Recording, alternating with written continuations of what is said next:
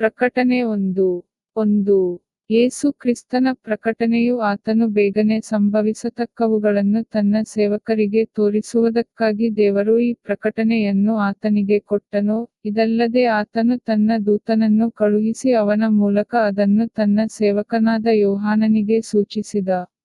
2. ಯೋಹಾನನು ದೇವರ ವಾಕ್ಯದ ವಿಷಯವಾಗಿಯೂ ಯೇಸು ಕ್ರಿಸ್ತನ ವಿಷಯವಾಗಿಯೂ ತಾನು ಕಂಡದ್ದನ್ನೆಲ್ಲ ತಿಳಿಸುವವನಾಗಿ ಸಾಕ್ಷಿಕೊಟ್ಟನು. 3.